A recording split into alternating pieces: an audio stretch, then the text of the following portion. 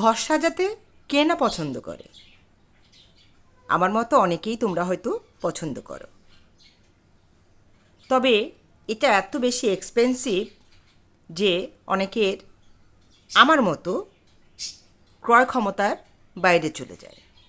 তাই তো আমাদের ফেলে দেওয়া জিনিস দিয়ে যদি আমরা এভাবে শোপিস বানিয়ে নিতে পারি, তাহলে কি হয় বলো তো?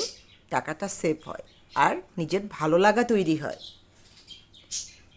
এই যে দেখো বন্ধুরা, আমি এই গিফট বক্সটা খুলছি এখন।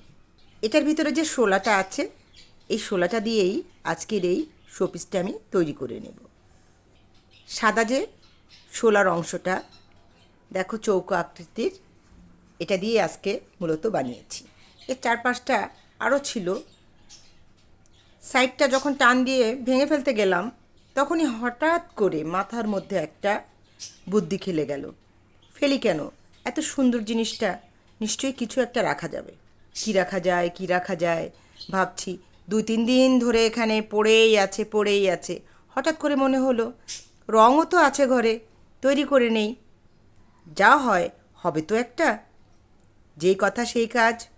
স্কুল ছুটি চলছে, হাতে অফুরন্ত সময়। চটজলদি কী করলাম, ঘরে পড়ে থাকা রঙের বাক্স টেনে বের করলাম, আর তা দিয়ে প্রথমেই এভাবে কাভার করে ফেললাম। তারপর দেখতেই পাচ্ছ কিভাবে সুন্দর করে আমি রং দিয়ে শুকিয়ে নিয়েছি। মাঝখানটা এভাবে সিলভার কালার করেছি, দেখতে একটু অ্যাশ মনে হচ্ছে, কিন্তু গ্লেজি সরাসরি দেখলে। এরপর উপর থেকে এরকম, ঘরে ছিল এগুলোই, আমি আর কিনিনি। এদিকে রঙগুলো নষ্ট হয়ে যাবে, জাস্ট একটু ইউজ করে নিলাম, কাজে আসলো ফেলে না দিয়ে। আর তারপর তো দেখতেই পেলে কি সুন্দর করে আমার কর্নারে সাজিয়ে রেখেছি। আর হ্যাঁ, যে এবড়ো থেবড়ো জায়গা ছিল সেই জায়গায় কিন্তু আমি একটু কালো কস্টিপ লাগিয়ে দিয়েছি। ব্যাস বন্ধুরা, কেমন লাগলো বলো তো আইডিয়াটা?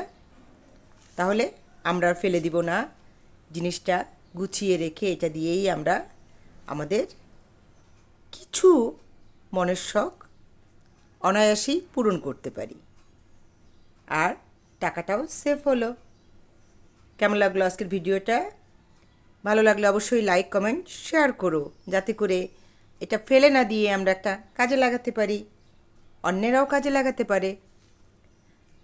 ভালো লাগলে অবশ্যই আমার পেজটিকেও কিন্তু ফলো করো, যে যেখান থেকে দেখছো, ইউটিউব অথবা ফেসবুক পেজ।